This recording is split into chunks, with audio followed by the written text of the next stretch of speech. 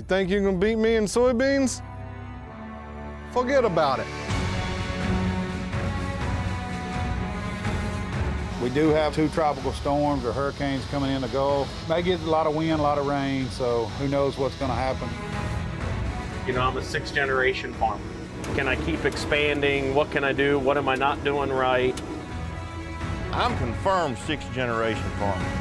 It's stretched pretty thin right now. It's just that time of year. It's not gonna be hard to beat Weaver. He's not even in my realm of thoughts. Like, pick out the worst plant. That should be how Weaver's crap looks.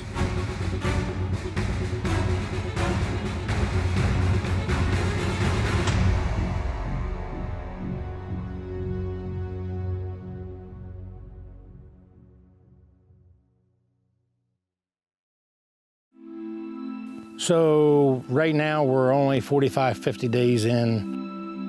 We've probably got 3 more trips, maybe 4 more trips that I'll make across this field.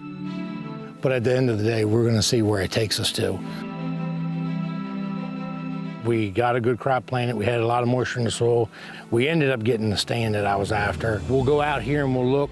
There's a lot of branching on them, a lot of blossoms on them. Hopefully, we're getting ready to make another application. We've taken now 4 tissue samples weekly since they've been planted. We're gonna dig up some roots. We're gonna see what the root mass looks like. So we're gonna try to see what we got and then see where we can go from here. Working with Temple on this field of beans, we put down a starter fertilizer. We've got a very good root development. I mean, that's awesome looking. Out here, we've used all Monty's products. Once you get it all pulled apart, that's the branching that's happened on this plant. It's not terrible. It's not the end of the world. I'm actually thoroughly impressed for where they are. I didn't know that they were actually at this stage. If we keep getting rain, I will keep in the fields. From now until they mature, which will probably be the end of September for us, I will continue until they turn yellow. I will put every 20 days, I'll put a fungicide trip on here, and I'm gonna keep them healthy. We got a while to go. There's gonna be a lot of maintenance between now and finish, especially if we keep getting rain, a lot of maintenance. These beans will be Temple this year. As we get out and look at some other fields, I promise you, I will help Temple, but I will make sure I beat Temple. It's not gonna be hard to beat Weaver. That's not gonna be a problem. I can beat him on my double crop beans that I don't put anything on. It'll be easy. He's not even in my realm of thoughts. Like, pick out the worst plant. That should be how Weaver's crap looks. I don't have any like that.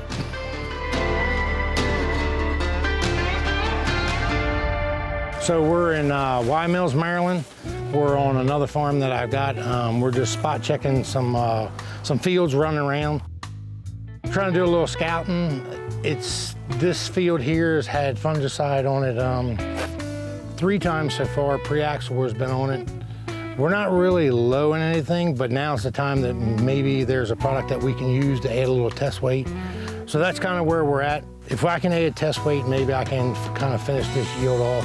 It's an extremely healthy plant. We'll walk in here in a minute and we'll look from the top to the bottom and see if Paul can find any diseases, but that's kind of where we're at.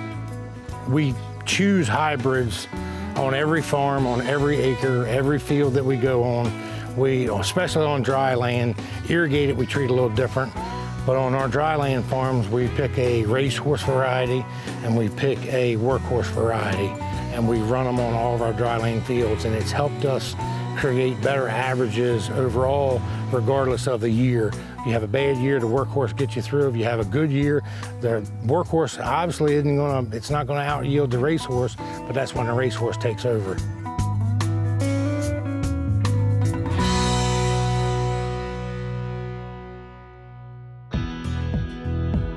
So let's put the Como B in there and help bring that test weight up some. What grade are we using? You're using a quart? Yes, a quart. Yep. And I checked on the soybeans for the silica, and Chris said that we've got a product in R&D. It's a 14% silicate, and he will have product to you next week. Now we're talking. See? Figuring things out. I mean, you can definitely see it in the ear. This is the Agrogold. Yeah, a little nicer ear. I mean, it's 2 days difference in maturity. But we don't, when we plant these hybrids and you choose a racehorse versus a workhorse, I never use the exact same maturity. I always go 2 to 3 days one way or the other, and I spread it out. I feel like it helps our pollination window is larger that way. And maybe it's not true, but I feel like it's helped us out. I don't seem to have the pollination issues that, a lot of times when we have. And with this heat, the heat at night times, it hadn't been below 80 in Week and a half. Yeah. And, a lot of our corn pollinated in 90-degree temperatures plus. Yeah, by planting 2 different varieties, even though it's only 3 or 4 days difference in maturity, you're expanding that pollination window. Yeah. So, good looking corn.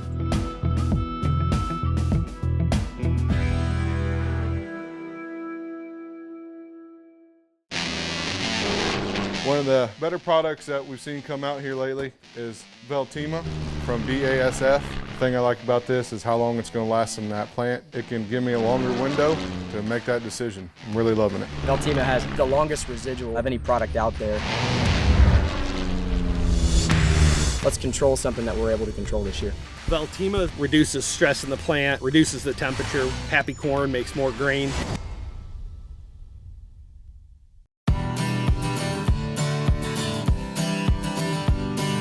This was Nate's test plot field that Nate gets to be proud of this year to say, hey, these are my beans, these are what we're gonna do. Dad's got a field, and then we're gonna go to mine here in a minute.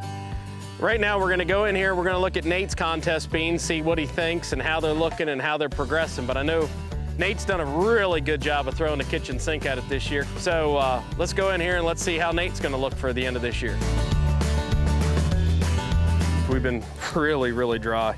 One of the things we are noticing is a bunch of 4-bean pods, a lot of 3-bean pods. Really not a lot of abortions when we're looking at it for all the dry weather we had, except for down here at the bottom, Nate. You can see that these beans are filling out really nice. It means we're gonna have big beans, not BBs.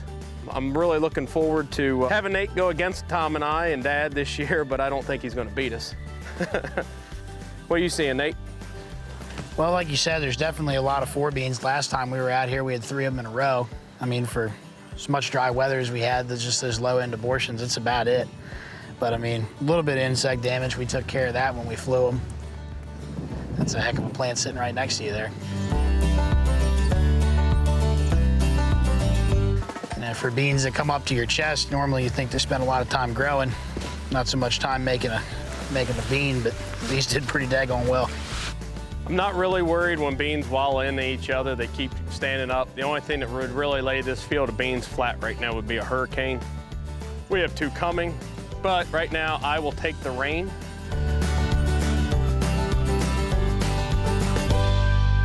All right, let's go down and look at some other beans.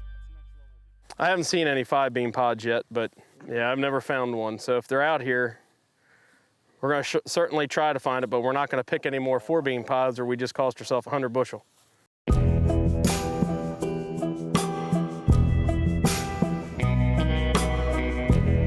We are kind of diversified very nicely. We're linked with Sagamore Rye Whiskey. This was one of our rye fields that we come back and we double crop no-till beans through.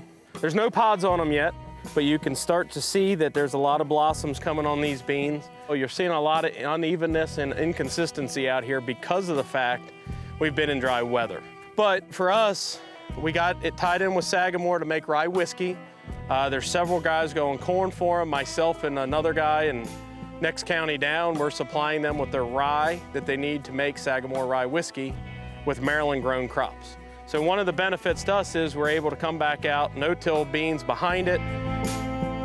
So if we could get a shot of rain here tonight, we'll be in really good shape. Mother Nature, as my buddies always said, is queen. She'll win. I'd really love to see a rain event, but unfortunately, I don't think we're gonna be blessed with that, but it has been great weather to make dry hay.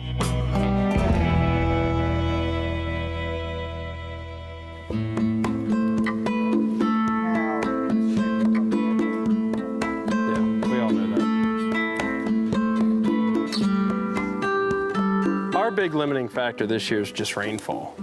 You know, when it quit raining, it buried us.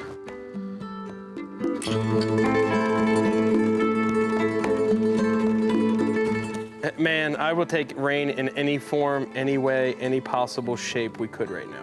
I mean, if we're doing this and we're in this dry weather, imagine what's gonna happen when we're in nice weather.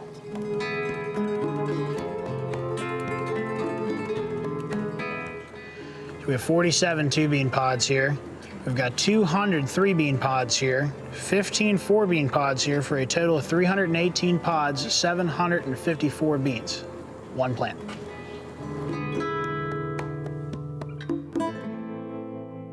You know, we're really fortunate to have Nate as part of the team. And, you know, right now, this is one of those aha moments for Nate, for all three of us. But, you know, this all goes back to Nate's hard work. Like I said, like Tom says, controlling the controllables, and I say, let's go slow and make sure we're doing everything right. So, Nate, I got to give it to you, man. Good work.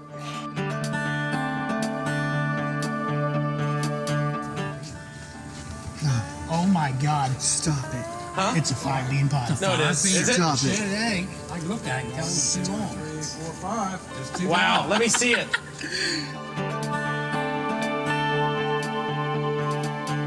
I never thought I'd see a 5-bean pod.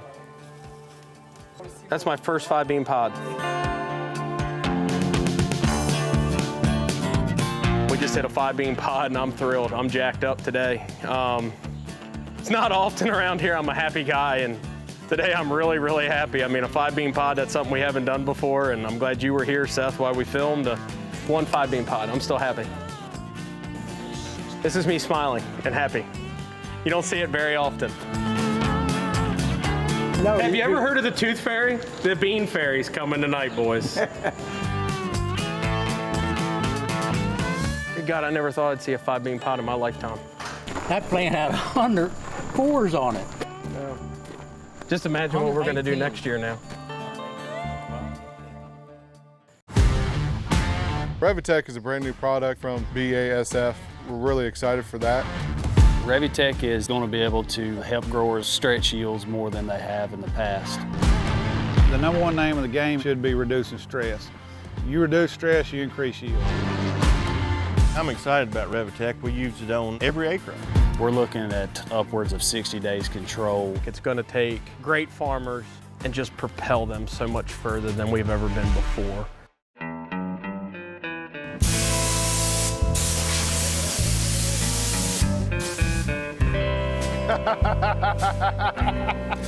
Yeah, that's what happens. You guys show up and just, even the grill breaks down. It's my favorite grill too. See, it's trying. Oh well.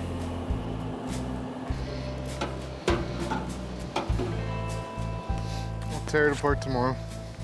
All right, so today is August 24th, Monday. Currently working on combine behind us, trying to get it prepared for harvest. We mainly just use that combine for the bean harvest. Try to run 3 in the beans. The harvest is about 30 days away, so we're trying to button up. We're gonna walk some plots today. So we're gonna walk some of our own field.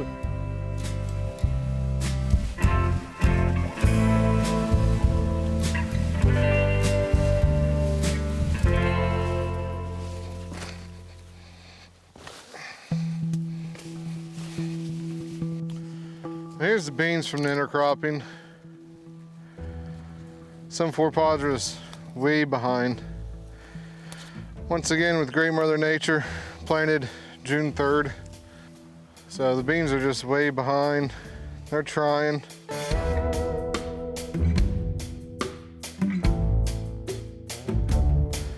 Got a good amount of beans, 6, 7 pods per node. That's a good sign. But we're just gonna need a lot more rain to finish filling these guys out. Pretty healthy. We're on the lighter side of the soil here. But for June planted beans, you know, I'll take what I can get. It's not bad. They're 3.7 beans, so we still got a long way to go on these, but as long as we can keep them going here. You can tell they're later planted. I did not stress them.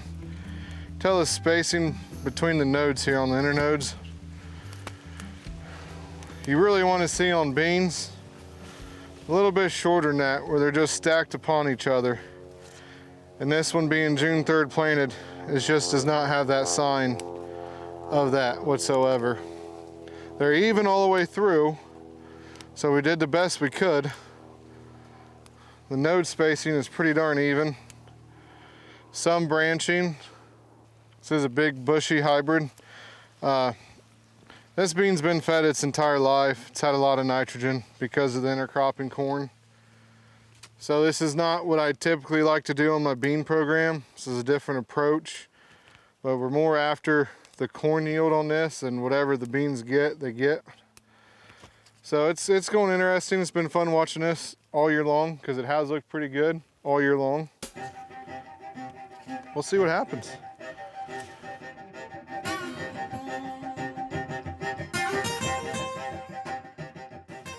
I think we can get close to around 100 bushel with these.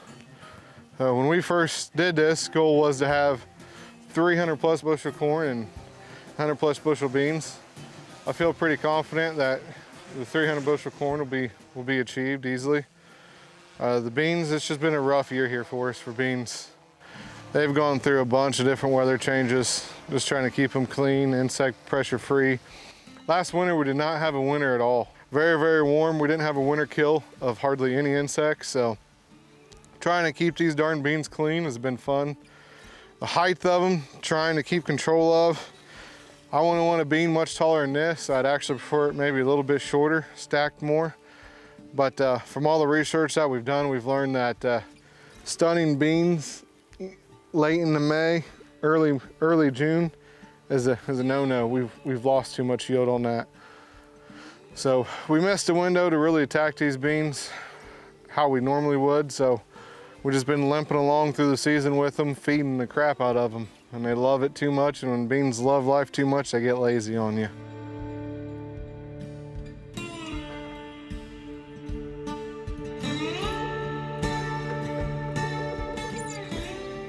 So after walking all these fields today, you get really excited. We know we got a big crop sitting here. I think we're gonna break our personal records.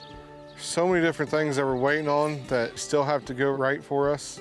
Things have gone right for us up to this point. You know, it's been a year that's tested about every nerve on and off the farm, just with the COVID-19 and everything. And it's gonna test our patience, but I think we're gonna get there, and just hope Mother Nature leaves us alone until we do.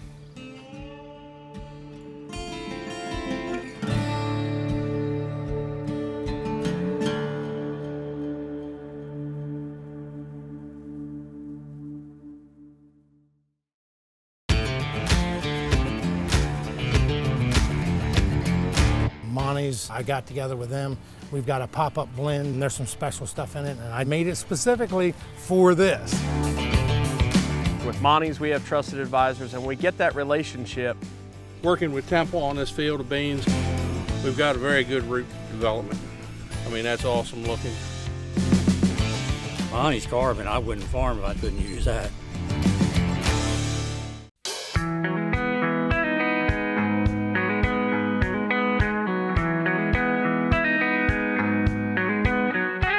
This barn, it's gone from, it was milking cows a long time ago, beef cows, then it went to pigs, then went back to cows, then it went back to pigs, then it went to a dog kennel, and then now it's cows, sheep, etc. So, multi-purpose.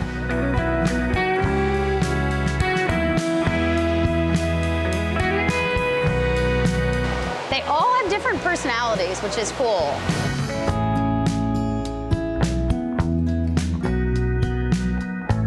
It really is such a wonderful, wonderful thing to watch your kids take an animal that's, although it's domesticated, it's still generally wild when it's born, and to go through that process of having that bond and teaching them how to walk on a leash like a dog would, and taking them in the show ring, and they really do have an incredible relationship.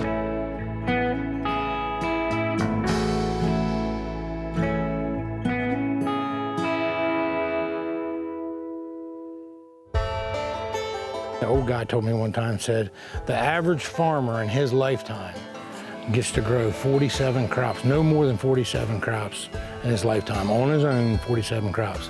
And he said, how many times you want to mess that up? That's how he put it to me, and I went, you know what? That makes a lot of sense. You know, how many times do you want to screw that up? If you can take that much and add to all those acres, you know how much that ends up in the end? The number's huge. I mean, it can be phenomenal. And I think that's what, a lot of guys with a lot of these yields are like, oh, it's kind of all crap, and you know, it all doesn't make sense. You're not trying to make sense of all of it. You're just trying to see what component you can take and grow on the big acres. And that's what all the guys are doing, Dave Hula and all of them. They're trying to take small things and put it into production. It's trying to find, there is no silver bullet. No. I mean, there's not, never will be. Trial and error. Yep. And you hope that you find something that can help you with the rest of your operation. Correct.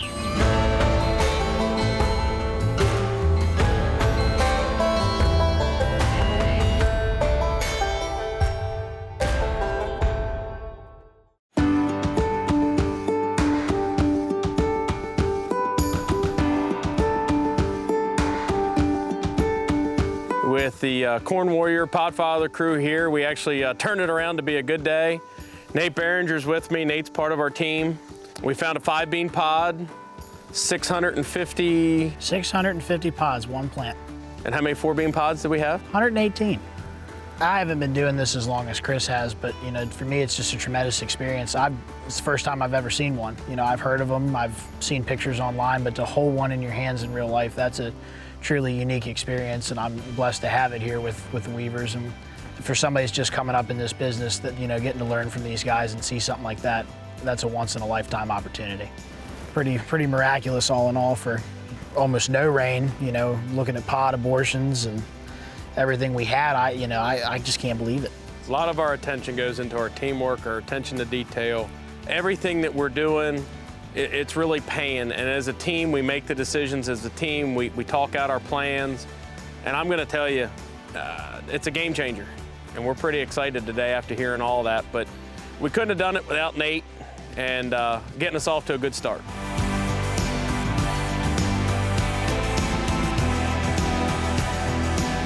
I'd say we'll probably start harvesting corn in about 3 weeks, and beans we're probably about 5 weeks away from starting. Stay tuned. Follow us throughout our journey since we found a 5-bean pod and we've got 118 4-bean pods. I think we're on to something here. Nate, I hate to tell you this, it's getting dark and we've goofed off long enough with these guys today, so let's get to work. See you guys.